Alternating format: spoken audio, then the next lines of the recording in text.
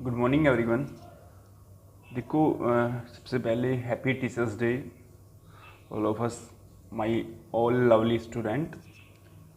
तो हम बात कर रहे थे आज लास्ट वाली क्लास के अंदर हमने बात की थी साइंटिफिक नोटेशन के रिवीजन के बारे में। तो अब मैं नेक्स्ट जो टर्म हमारे पास में है वो है हमारे पास में डिफरेंस करना मुझे यहाँ पर एक, ठीक है। डिफरेंस किसके बीच में, बिटवीन किसके बीच में, बिटवीन प्रिसीजन एंड एक्यूरेसी के बीच में, एक्यूरेसी एंड प्रिसीजन।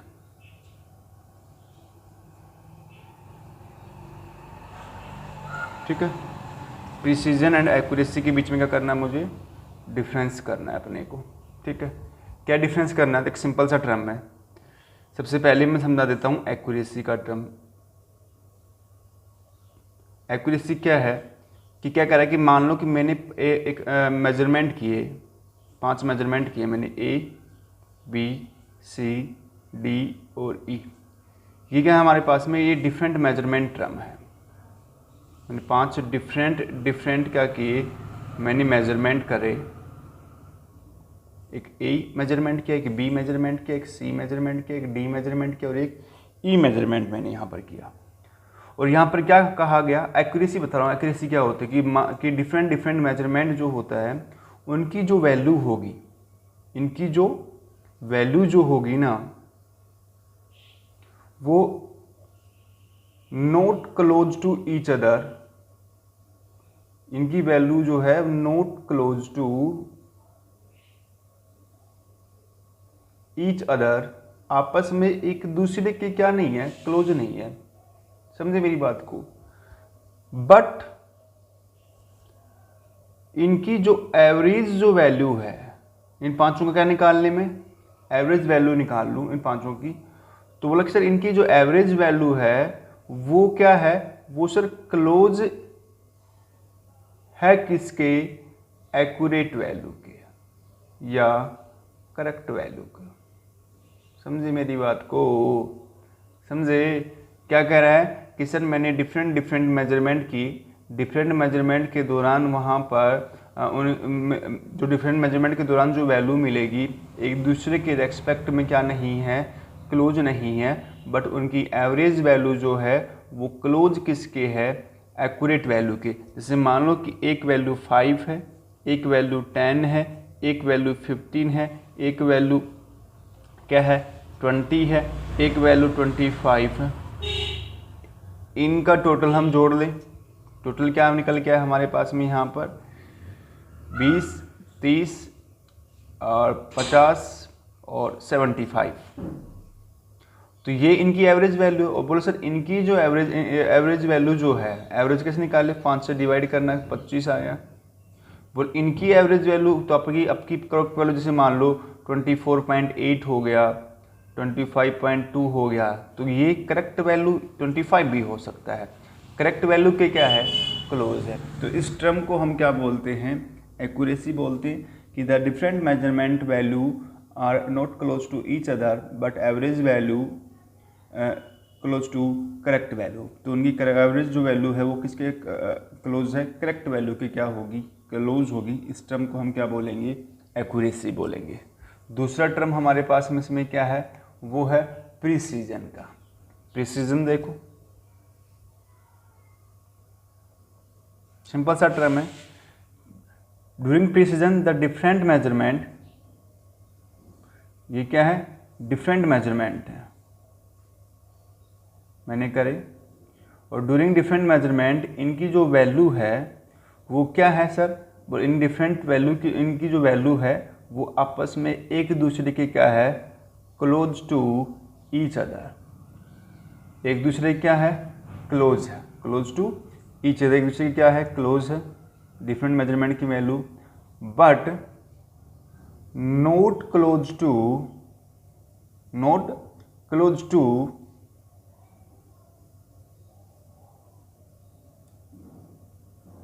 करेक्ट या एवरेज वैल्यू, करेक्ट की भी या हम इनका एवरेज निकाले, not close to average value.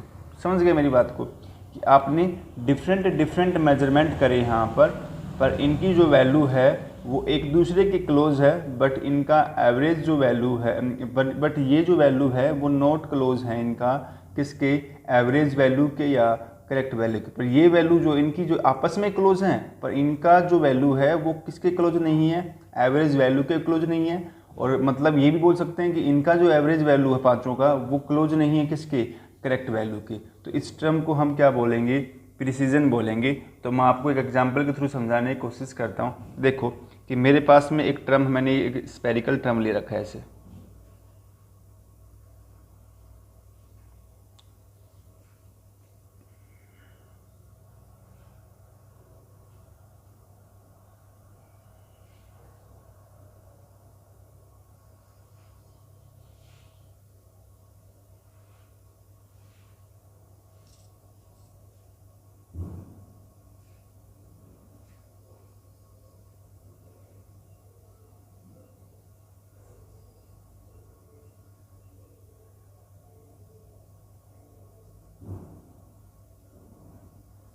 ठीक है। अब देखो, अब इसमें बताना, मैंने एक ये 5 वैल्यू है, मैंने ये 5 वैल्यू मैंने यहाँ लगा दी, 1 2 3 4 5। अब 5 वैल्यू जो हैं इसमें, इस कंडीशन में क्या प्रेजेंस है, ये close to each other. Close to each other मतलब सीधा हो गया कि प्रिसीजन तो प्रेजेंस है, बट एक्यूरेसी जो है वो प्रेजेंट नहीं है। नेक्स्ट देखो, एक पर्टिकुलर डिस्टेंस के साथ में मैंने 5 वैल्यू रिप्रेजेंट कर दी। अब यहाँ क्या है, यहाँ क्लोज नहीं एक दूसरे की, तो प्रिसीजन नहीं है बट एक्यूरेसी प्रेजेंट। नेक्स्ट देखना, एक यहाँ मैंने लगा दिया, एक यहाँ लगा दिया, एक इधर लगा दिया, एक यहाँ लगा दिया, एक यहाँ लगा दिया, 5। यहाँ ना ही प्रिसीजन है ना ही एक्यूरेसी है। और जब ये पर्टिकुलर सेंटर पॉइंट पे आ जाएंगे एक दूसरे के, आ गई ना, तो यहाँ देखो क्लोज भी एक दूसरे के, और यहाँ पर तो प्रिसीजन हो गया, और एक करेक्ट पोजीशन पे है, तो एक्यूरेसी भी क्या होगी, प्रेजेंट होगी। तो ये टर्म कहलाया हमारे पास में प्रिसीजन एंड एक्यूरेसी वाला टर्म। तो आई होप आपको ये टर्म समझ में आया होगा।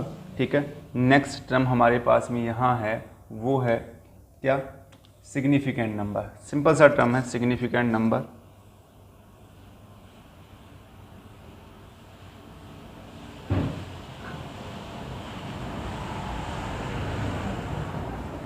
सिग्निफिकेंट फिगर्स, ठीक है। तो सिग्निफिकेंट का संबल जो टर्म है वो इसमें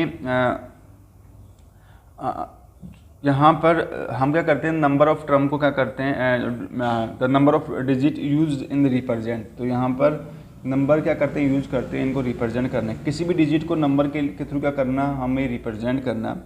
और साथ के साथ वहाँ पर जो नंबर जो हम जो रिप्रेजेंट करेंगे उसमें क्या होगी, एक्यूरेसी होगी, कहने का मतलब, ठीक है। और सर्टेनिटी होगी, मतलब एक फिक्स पोजीशन होगी, अनसर्टेन नहीं होगा। जो भी वो वैल्यू आप लिखोगे वो कैसी होगी, सर्टेन होगी, फिक्स होगी। तो मतलब यहाँ पर किसी भी नंबर या डिजिट को क्या करना, हम विद एक्यूरेसी या सर्टेनिटी के साथ में क्या करना, उसको रिप्रेजेंट करना, उसको एक्सप्रेस करना। तो वो टर्म क्या कहलाता है, सिग्निफिकेंट फिगर कहलाता है। तो हम इसकी डिफाइन क्या लिख सकते हैं कि to express it more accurately we express it with digit that are known with certainty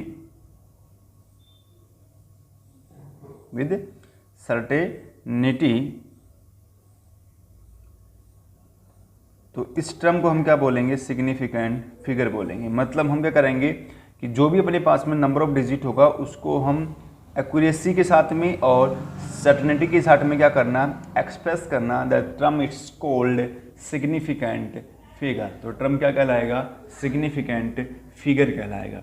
अब किसी भी मैथमेटिकल जो नंबर ऑफ डिजिट होती हैं उन मैथमेटिकल टर्म ऑफ डिजिट के अंदर सिग्निफिकेंट हम कैसे मेज़र करते हैं, कैसे ड्राइव करते हैं, कैसे कंसीडर करते हैं, तो उसके लिए यहाँ पर डिटरमाइन करने के लिए कुछ रूल्स यहाँ पर बनाए गए हैं।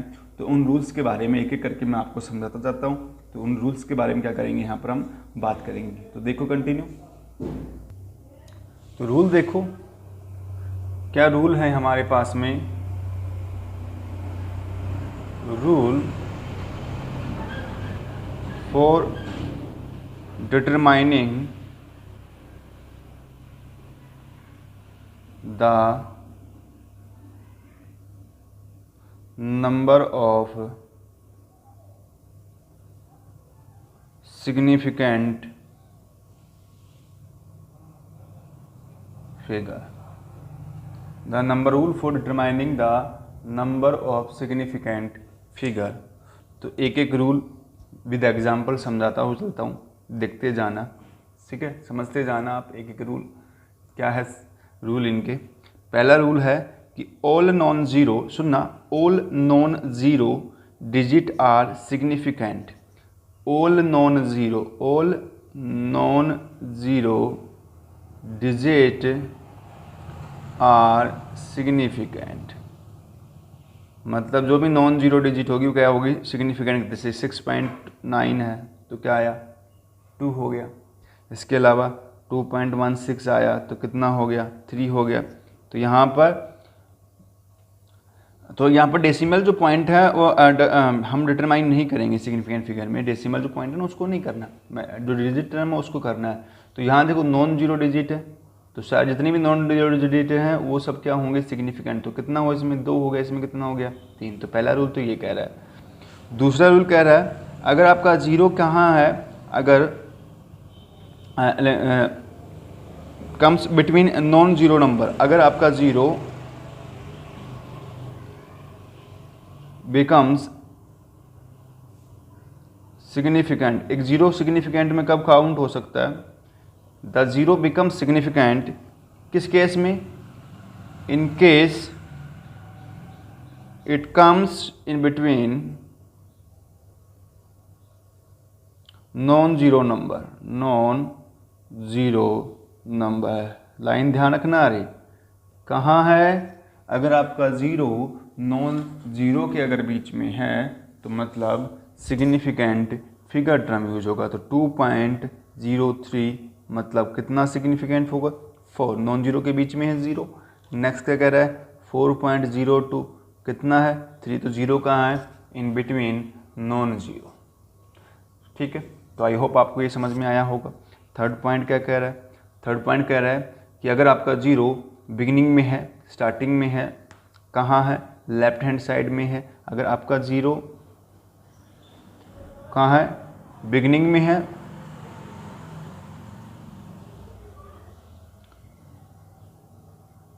या लेफ्ट हैंड साइड में है, किसके पहले?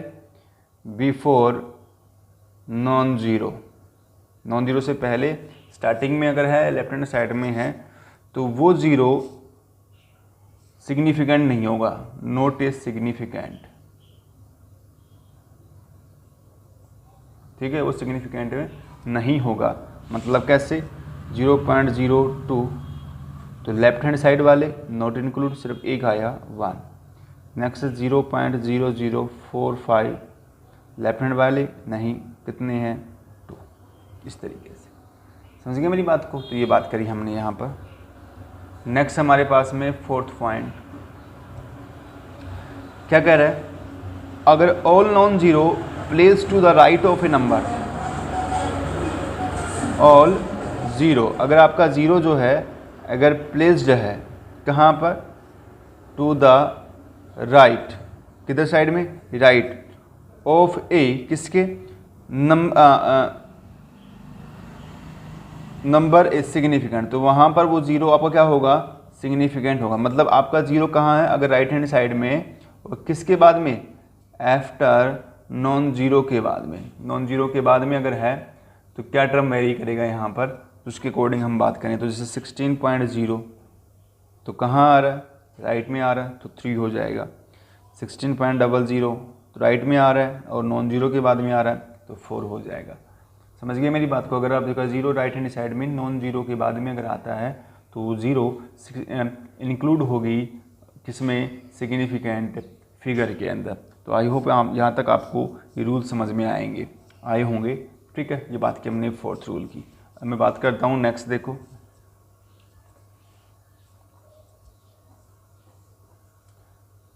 नेक्स्ट क्या कह रहा है, नेक्स्ट कह रहा है यहाँ पर अगर आपका एक्सपोनेंशियल अगर नोटेशन अगर आप रिप्रेजेंट कर रखा है आपने, कोई बड़ी वैल्यू है और उस बड़ी वैल्यू है या बहुत छोटी वैल्यू है, उसको अगर आपने किस में रिप्रेजेंट कर रखा है, एक्सपोनेंशियल नोटेशन टर्म में रिप्रेजेंट कर रखा, तो उसके अंदर क्या कह रहा है हमारे पास में, तो कैसे मतलब ऐसे होता है ना n इंटू में 10⁻⁹ तो रूल ये कहता है कि यहाँ पर सिर्फ जो n का जो टर्म है ना, ये जो n है, ये n इंक्लूड होगा किसके अंदर, सिग्निफिकेंट नंबर के अंदर। समझ गए मेरी बात को। अगर आपका एक्सपोनेंशियल अगर नोटेशन वाला टर्म है किस तरीके से n इंटू 10⁻n वाला, तो यहाँ पर सिर्फ n जो टर्म है वही n टर्म इंक्लूड होगा किस में, सिग्निफिकेंट फिगर के अंदर। किस में होगा, सिग्निफिकेंट फिगर के अंदर क्या होगा, इंक्लूड होगा। ये बात की हमने इसके अंदर। देखो नेक्स्ट, तो इसमें देखो क्या टर्म वेरी कर रहा है कि यहाँ पर सिर्फ ये n वाला जो टर्म है ना वो किस में इंक्लूड होगा, सिग्निफिकेंट फिगर में इंक्लूड होगा। जैसे मान लो कि ये कोई डिजिट है 0.00045। पहली बात तो देखो पता लग गया, इधर लेफ्ट हैंड साइड में तो इंक्लूड नहीं है, कितने हैं 2।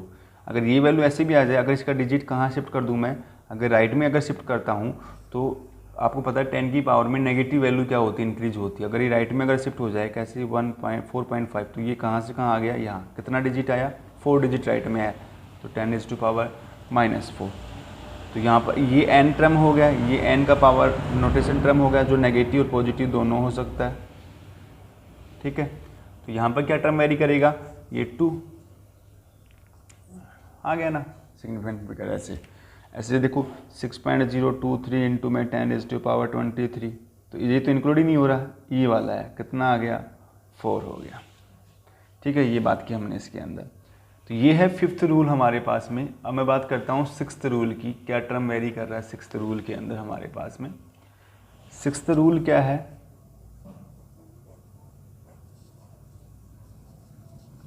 6th है the decimal point does not count towards the number of significant figure.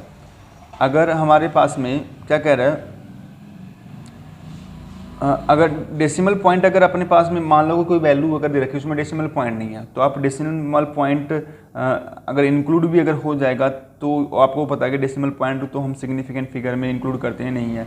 ठीक है, पर वो जो टर्म है रिप्रेजेंटेशन का वो डिफरेंट हो सकता है। जैसे मान लो कि वैल्यू मेरे पास में 345,601 345,601।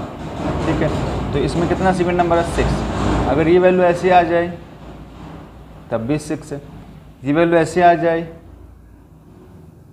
तब भी 6 है, ये वैल्यू ऐसे आ जाए, समझ रहे मेरी बात को, 345,601, तो ये भी क्या है 6 है। तो मतलब आप डिपेंड करता है कि आप उस टर्म को सिग्निफिकेंट टर्म में यूज़ करते कि नहीं करते।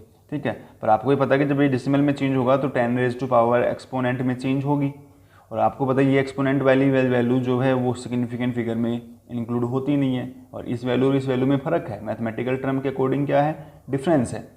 पर मतलब बता रहा हूँ कि अगर इस वैल्यू को हम ऐसे रिप्रेजेंट कर दें, ऐसे डेसिमल लगा कर, तब भी वैल्यू क्या है सिग्निफिकेंट। पर ये मैथमेटिकल टर्म के आधार पर हर वैल्यू कैसी है, डिफरेंट, क्योंकि इनका 10⁻⁴ एक्सपोनेंशियल वैल्यू है वो क्या होगा, डिफरेंट होगा। और हमें ये पता है कि 10⁻⁴ जो n का वैल्यू है वो सिग्निफिकेंट फिगर में इंक्लूड नहीं होता। तो ये बात करी हमने यहाँ पर इस टर्म के अकॉर्डिंग। तो ये आई होप यहाँ तक आपको समझ में आया होगा। नेक्स्ट देखो, नेक्स्ट है retention of significant figure, significant figures rounding off figure. अगर वैल्यू में थोड़ा सा वेरिएशन आता है तो उसको राउंड ऑफ कैसे करेंगे, उसके कुछ रूल्स दे रखे।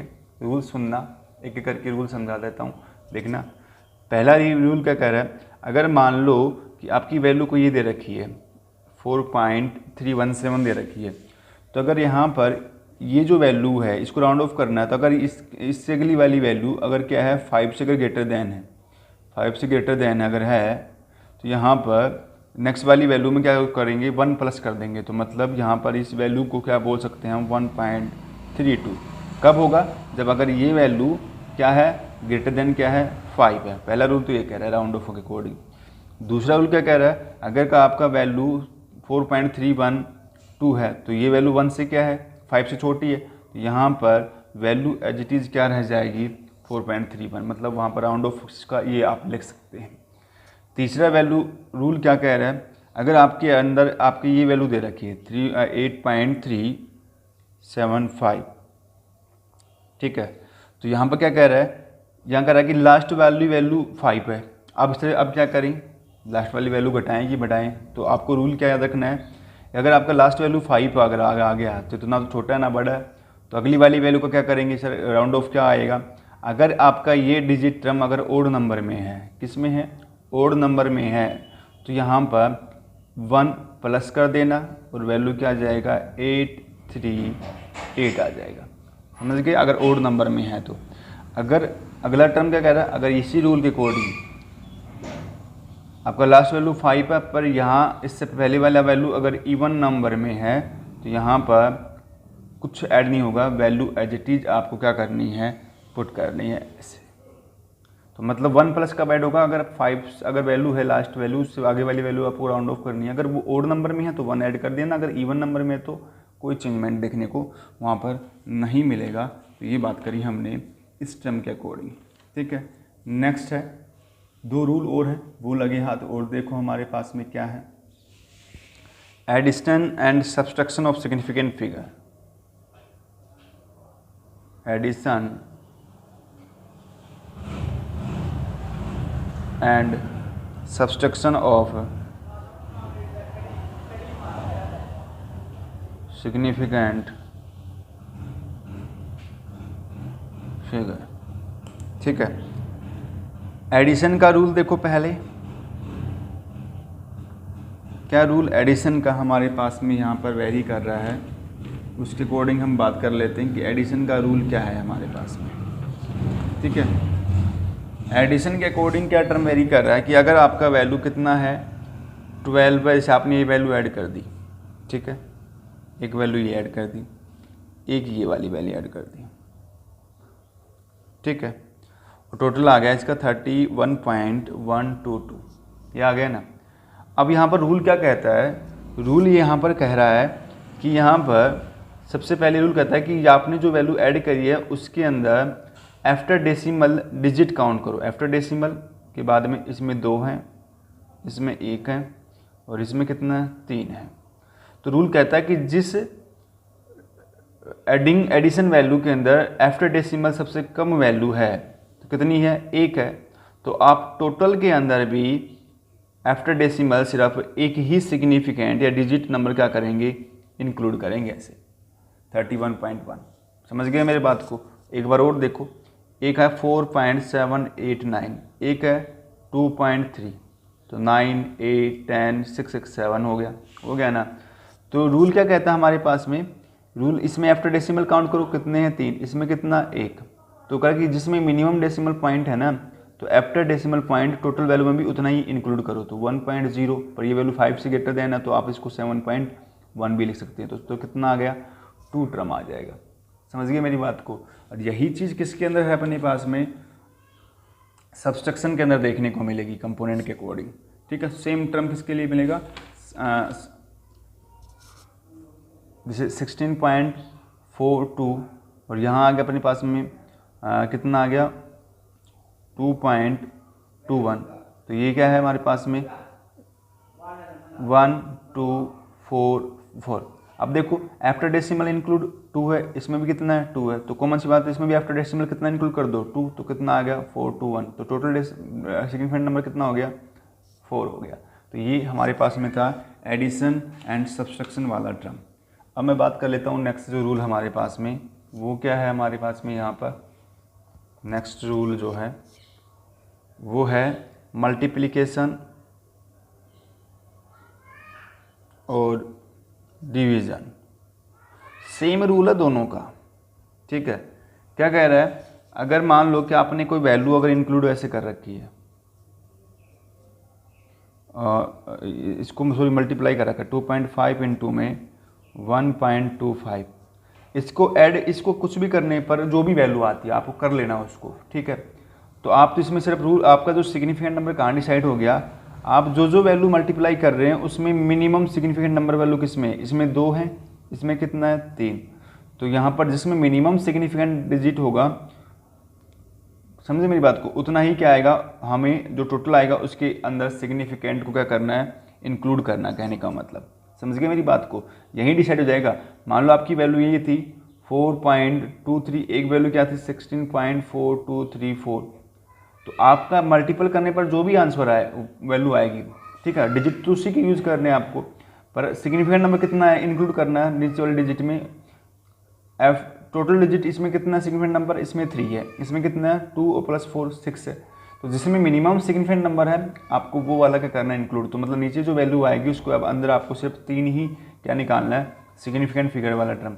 वही चीज़ यहाँ पर देखो 16.4 है और ये 2.4 है, डिवाइड करने पर जो भी वैल्यू आए, समझे मेरी बात को। तो इसमें क्या करना है, सिग्निफिकेंट नंबर कैसे डिसाइड होगा, जिसमें नंबर ऑफ डिजिट क्या है कम है, तो इसमें कितना है 2 है, इसमें कितना है 3। तो आपका जो आंसर आएगा उसमें भी सिग्निफिकेंट फिगर कितना होगा 2 होगा। तो लोअर सिग्निफिकेंट टर्म के अकॉर्डिंग वैल्यू क्या होगी आपको इंक्लूड करवानी, इक्वल करवानी, किसके अंदर, मल्टीप्लिकेशन एंड डिवीजन के अंदर। तो आई होप यहाँ तक आपको सिग्निफिकेंट फिगर वाले रूल्स आपको समझ में आए होंगे। फिर अगर कोई डाउट है तो आप मेरे से पर्सनली कॉल कर सकते हैं, पूछ सकते हैं, ठीक है। तो ये बात करी हमने यहाँ पर। नेक्स्ट टॉपिक जो हम पढ़ेंगे डायमेंशनल एनालिसिस वाला, यूनिट फैक्टर मेथड और मोल कॉन्सेप्ट टर्म पढ़ेंगे, ठीक है। तो मिलते हैं नेक्स्ट क्लास में नेक्स्ट वीडियो के साथ में। Thank you.